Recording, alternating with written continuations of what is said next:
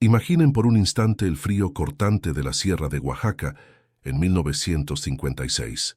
El aire, tan delgado que parecía crujir con cada aliento que se escapaba de los labios.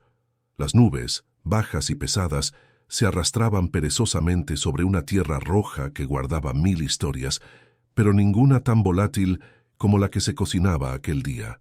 En medio de ese paisaje casi místico, se gestaba un encuentro que la industria del cine mexicano había anhelado durante una década, pero que, a puerta cerrada, muchos temían que terminaría en un desastre de proporciones bíblicas. De un lado, se alzaba la figura de una mujer que ya era un mito viviente, una fiera de ojos negros que no aceptaba órdenes de nadie, ni siquiera de los más poderosos magnates de la pantalla. María Félix.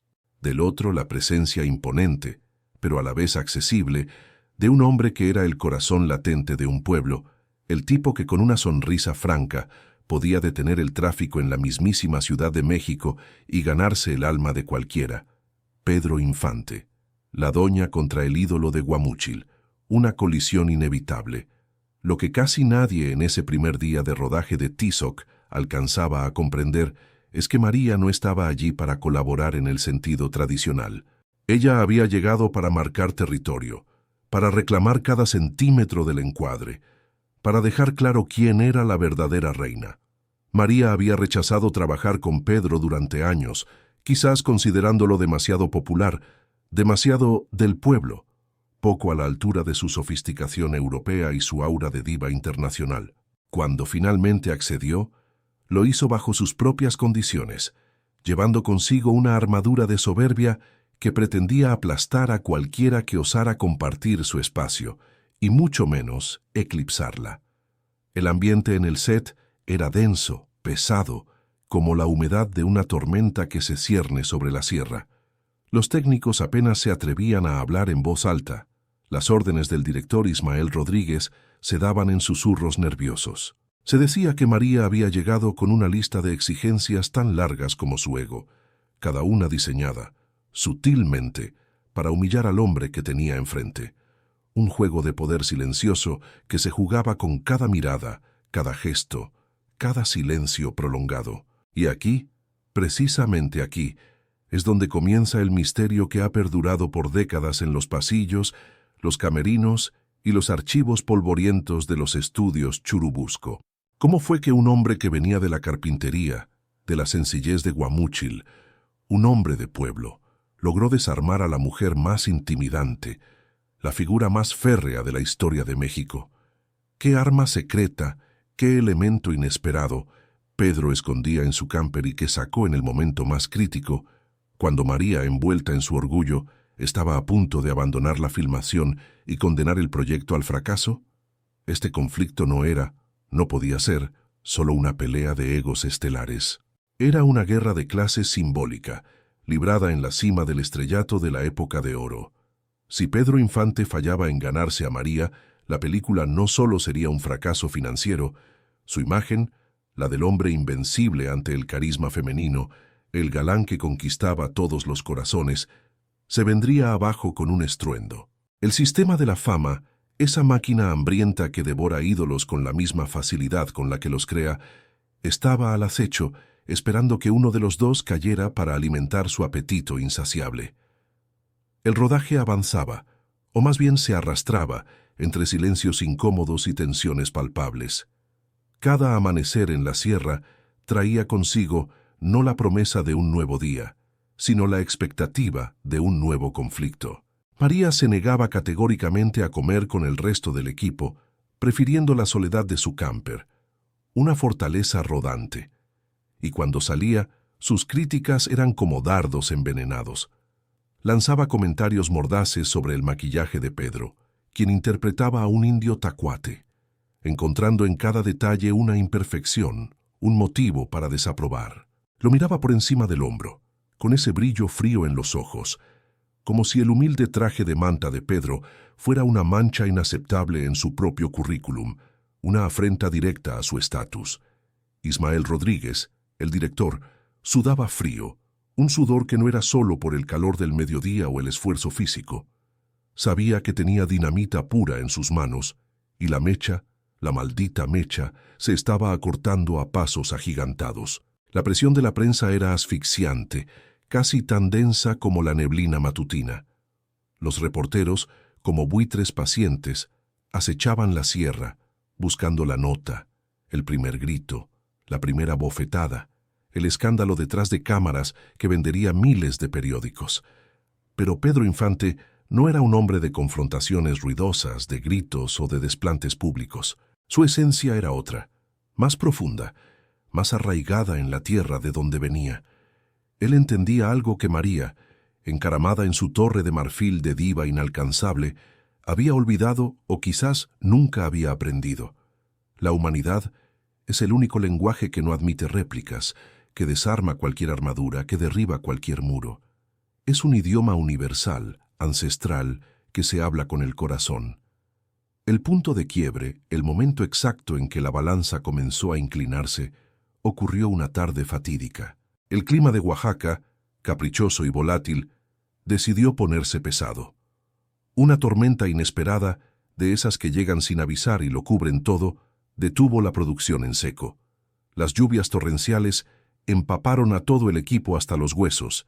El viento helado calaba hasta los huesos, y el lodo, espeso y pegajoso, comenzó a cubrirlo todo. El equipo, exhausto y mojado, buscaba refugio mientras la furia de la naturaleza se desataba. Pero no era solo la lluvia lo que empapaba la sierra, era la ira de María Félix, furiosa por el retraso, por el frío, por el lodo que arruinaba su calzado y su vestuario, se encerró en su camper, su santuario personal, y lanzó una sentencia que heló la sangre de todos los presentes. Su voz, incluso amortiguada por las paredes del vehículo, sonó como un trueno. No saldría más.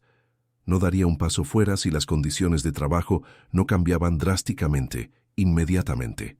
Era un ultimátum, una declaración de guerra. La filmación estaba al borde del colapso y con ella los sueños de una película que prometía ser épica.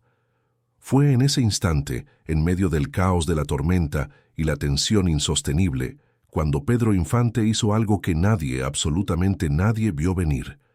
No fue a reclamarle, no utilizó su estatus de estrella para exigirle profesionalismo, ni intentó seducirla con palabras baratas o galanterías vacías, el recurso fácil de muchos. No. Pedro apareció frente a la puerta del camper de María, no con un discurso, sino con algo mucho más poderoso, con un objeto pequeño, casi insignificante a primera vista, que se convertiría, sin saberlo, en el símbolo de su tregua, en el inicio de un cambio que nadie creía posible. Era un pequeño peine de madera, un simple peine, tallado por él mismo, con sus propias manos, durante las largas horas de espera forzosa bajo la lluvia. Un objeto sencillo, sin pretensiones, entregado con un gesto de servicio tan genuino, tan desinteresado, que dejó a la doña sin palabras.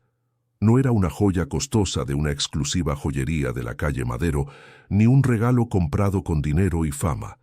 Era un pedazo de su propia esencia, de su pasado como artesano, de su humildad inherente, entregado sin esperar nada a cambio. Un fragmento de su alma de carpintero, envuelto en la simplicidad más pura. El aire entre ellos, que minutos antes había estado cargado de electricidad y resentimiento, pareció calmarse un instante, como si la tormenta exterior respondiera a la extraña quietud que se formaba entre los dos. María Félix, la mujer que había construido un imperio de hielo y autoridad a su alrededor, se quedó en absoluto silencio. Sus ojos, que minutos antes lanzaban chispas de furia, se fijaron en el pequeño objeto de madera. No había palabras. No hubo un gracias inmediato, ni una sonrisa forzada.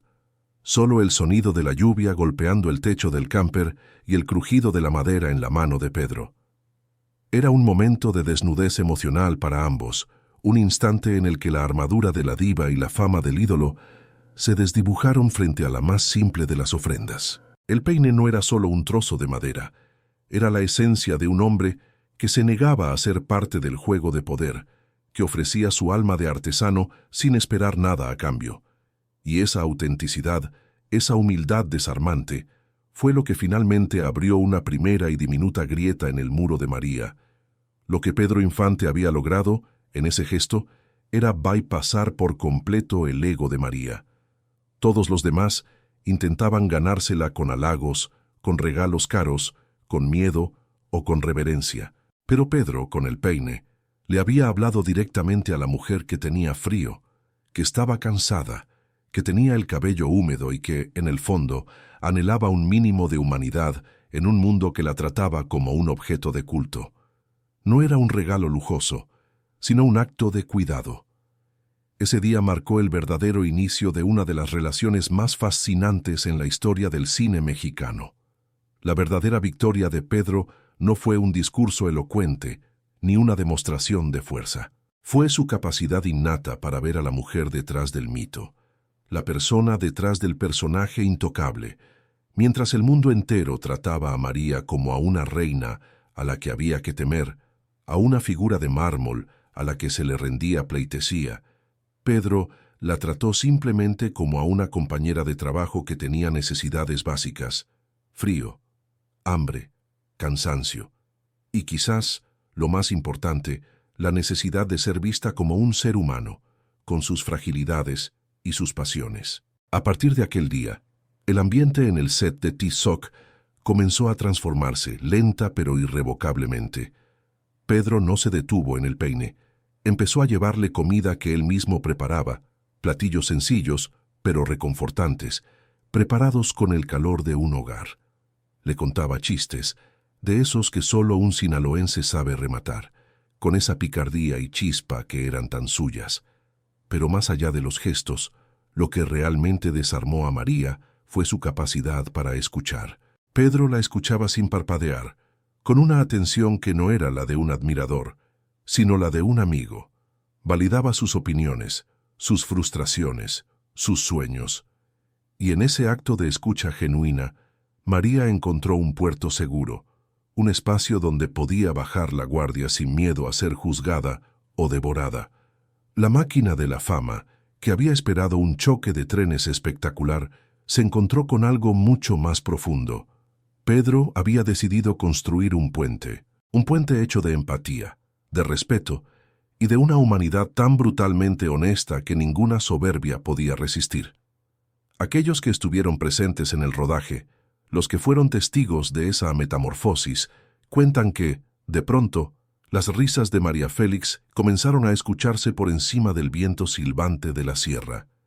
No eran risas fingidas, sino carcajadas espontáneas, liberadoras. La intimidación que había envuelto al set se disipó, transformándose en una complicidad casi infantil, una camaradería que sorprendió a todos.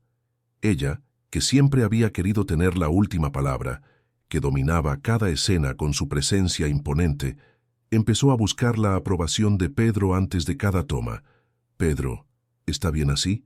¿Te parece bien?», preguntaba, una frase que nadie habría imaginado en boca de la doña. El resultado de esta inquebrantable conexión humana está grabado para siempre en la historia del cine.